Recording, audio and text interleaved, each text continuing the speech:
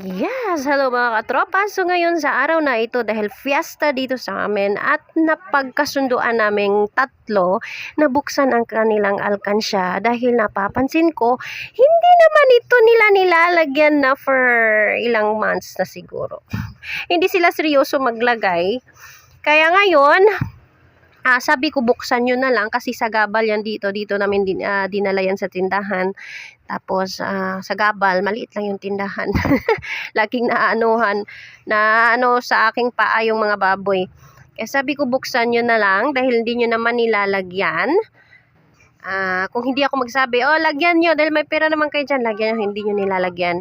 By the way, nabuo pala yung alkansya na to dahil po sa isang sponsor nila na si Ate Mea.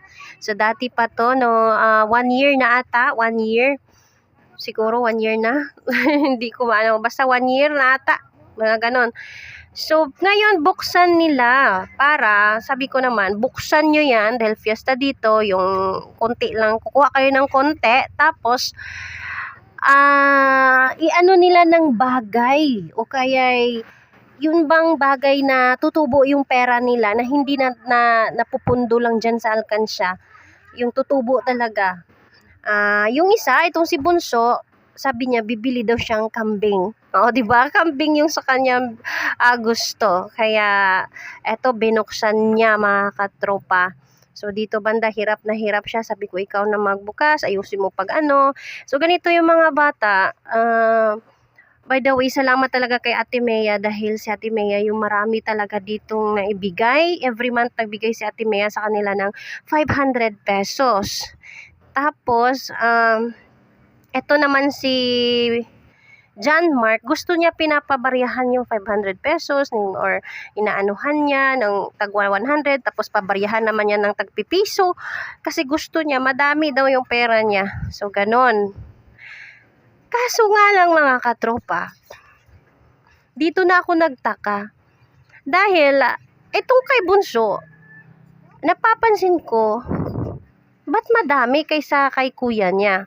Kasi itong si kuya niya talagang matipid talaga to or masinop. Yung mga baon niya na iba, nilalagay niya yan dyan sa alkansya niya. Tapos itong si Bunso, walang pakialam kung malagyan ba niya o hindi. Kung hindi ko talaga sasabihin na, lagyan mo ng ang alkansya mo. Lagyan mo ng kahit 20, 50. Lagyan mo. Hindi siya naglalagay. Itong si kuya, talagang naglalagay yan siya. Kumbaga, minsan nga nakakalagayan siya ng mga tagwa 100, mga ilang 100 dyan. Pero, nung binuksan ni kuya, sabi ko, bakit konti yung sa kanya kumpara kay Bunso? Tignan nyo kay Bunso, ang dami 500. O, diba? Sa tingin ko, hindi sa tingin, I'm sure talaga na mas malaki talaga yung kay kuya niya kasi mas marami si kuya niya maglagay ng pera dyan sa kanyang alkansya. Tignan nyo, yan lang kay kuya. Samantalang kay Bunso, bakit ang dami? So yun, medyo nagkataluhan silang dalawa dito dahil aaminin ko, parang akong may kasalanan kasi ako yung naglalagay. Ang favorite color kasi ni Bunso is blue. Tapos yung kay kuya pala na alkansya is blue. Siguro, pag naglagay din ako minsan, kasi ako naglalagay minsan, nilalagay ko dun, instead sa kay kuya, nilalagay ko sa kay Bunso. Kasi akala ko, kay Bunso yung color blue. Yun pala kay kuya. So, eto. Nagkatalo na kaming tatlo. Kaya sabi ko, ako may mali dito, Mark. Alam mo naman na si kuya mo ay maraming pera kaysa sayo. So, okay ba kung bigyan natin si kuya ng 500 na lang para hindi sasama loob ni kuya kasi ako may kasalanan? Pumayag naman siya mga katropa. Madali lang naman siya kasi alam talaga niya na mas makonti yung kanya kaysa kay kuya niya. So, ito na ngayon mga katropa. Sa kay Bunso, meron siyang 6,000 higit at saka kay kuya niya, meron ding 7,000 higit.